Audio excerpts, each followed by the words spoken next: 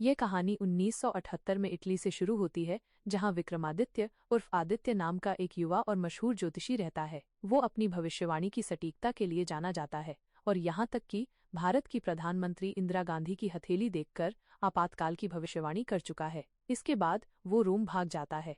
उसे हस्तरेखा विज्ञान का आइंस्टीन कहा जाता है और वो संत परमहंस का शिष्य है। आदित्य एक प्लेबॉय है जिसे प्यार में विश्वास नहीं है, लेकिन उसकी मुलाकात ट्रेन में एक अनाड़ी लेकिन खूबसूरत डॉक्टर प्रेरणा से होती है और वो पहली नज़र में ही उससे प्यार करने लगता है। हालांकि ट्रेन की यात्रा के बाद दोनों अलग हो जाते हैं।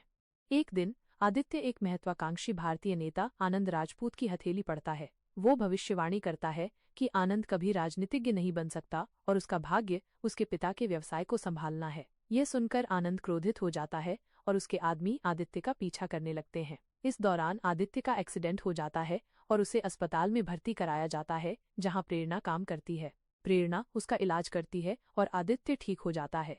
फिर आदित्य प्रेरणा के सामने प्यार का इजहार करता है, लेकिन वो इसे हल्के में लेने पर नाराज हो जाती है और शहर छोड़ने का फैसला करती है। आदित्य उसका पीछा करता है और आखिरकार प्रेरणा उसका प्यार स्वीकार कर लेती है। दोनों एक दूसरे को डेट करने लगते हैं। हालांकि प्रेरणा के चाचा डीन चक्रवर्ती उसे आदित्य के प्रति कोई गहरी भावना न रखने के लिए कहते हैं।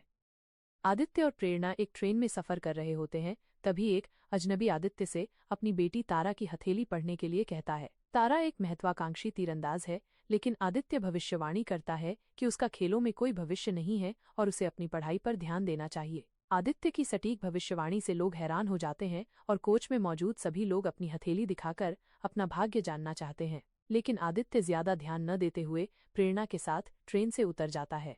तभी उसे एहसास होता है कि उस ट्रेन में सवार सभी यात्रियों की मौत निश्चित है। वो किसी भी तरह उन्हें बचाने के लिए ट्रेन का पीछा करता है, लेकिन नाकाम रहता है। उसी शाम ट्रेन भयानक दुर्घटना का शिकार हो जाती है, जिसमें कई लोगों की जान चली जाती है। इस घटना के बाद प्रेरणा आदित्य की भविष्यवाणी पर भरोसा करने लगती है और अपनी हथेली पढ़ने के लिए कहती है। आदित्य उसे एक लंबी और उज्ज्वल जिंदगी की भविष्यवाणी करता है, लेकिन तभी वो अचानक बेहोश होकर गिर जाती है और खून बहने लगता है। घबराकर उसे अस्पताल ले जाया जाता है, जहां उसके चाचा, जो एक डॉक्टर भी हैं, उसकी स्थिति के बारे में बताते हैं। प्रेरणा अब अपने जीवन को लेकर सकारात्मक हो गई है, लेकिन उसके चाचा को अब भी आदित्य पर शक है। उनका मानना है कि असली विज्ञान सिर्फ दवा है, न कि कोई ज्योतिषीय भविष्यवाणी। आदित्य को गलत साबित करने के लिए वे 5 मृत लोगों की हथेलियां दिखाते हैं और आदित्य बिना किसी झिझक के सभी की सही भविष्यवाणी कर देता है। ये देखकर प्रेरणा के चाचा का नजरिया बदल जाता है और वे आदित्य की भविष्यवाणी पर भरोसा करने लगते हैं। इस बीच प्रेरणा की बीमारी का इलाज मिल जाता है, जिससे वो बेहद खुश हो जाती है। भावनाओं में बहकर वो आदित्य को शादी के लिए प्रपोज कर देती है, लेकिन आदित्य उसे ठुकरा देता है और कहता है कि वो कभी किसी से प्यार नहीं कर सकता, क्योंकि उसकी हथेली में प्रेम रेखा नहीं है। इसके अलावा वो जल्द ही देश छोड़ने वाला है। इस इनकार से प्रेरणा पूरी तरह टूट जाती है और आत्महत्या करने की कोशिश करती है। लेकिन तभी उसे आदित्य की डायरी मिल जाती है, जिसमें लिखा होता है कि अगर कभी प्रेरणा की जिंदगी खतरे में आई तो वो उसे बचाने के लिए अपनी जान भी दे सकता है। जाने से पहले आदित्य प्रेरणा की आखिरी इच्छा पूरी करता है और उसे बॉलरूम डांस पर ले जाता है। दोनों एक खूबसूरत रात साथ बिताते हैं, जो उनकी यादों में हमेशा के लिए रह जाती है।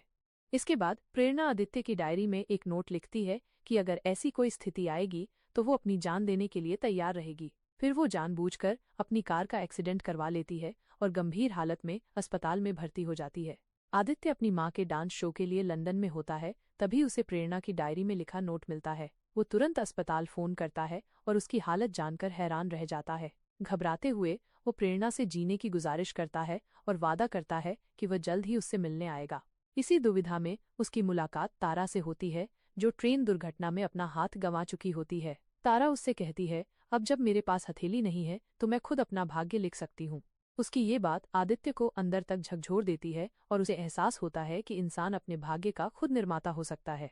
प्रेरणा तक जल्दी पहुंचने के लिए आदित्य इटली जाने वाले एक मालवाहक जहाज पर सवार होता है। इत्तेफाक से उस जहाज का कप्तान वही व्यक्ति होता है जिससे वो अस्पताल में मिला था। लेकिन यात्रा के दौरान जहाज एक खतरनाक तूफान में फंस जाता है। कप्तान के आदेश पर सभी यात्री लाइफ बोट्स में सवार होकर जहाज छोड़ देते हैं, लेकिन आदित्य अकेला जहाज पर रह जाता है।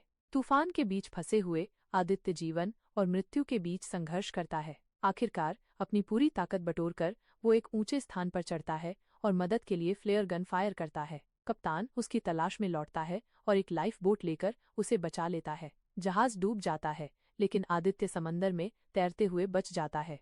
कुछ समय बाद वो अस्पताल पहुंचता है और देखता है कि प्रेरणा पूरी तरह ठीक हो चुकी है। उसे देखकर आदित्य को यकीन हो जाता है कि भाग्य से ज्यादा इंसान की इच्छा शक्ति मायने रखती है। वो घुटनों के बल बैठकर प्रेरणा को प्रपोज करता है और इस बार प्रेरणा खुशी खुशी उसका प्रपोजल स्वीकार कर लेती है।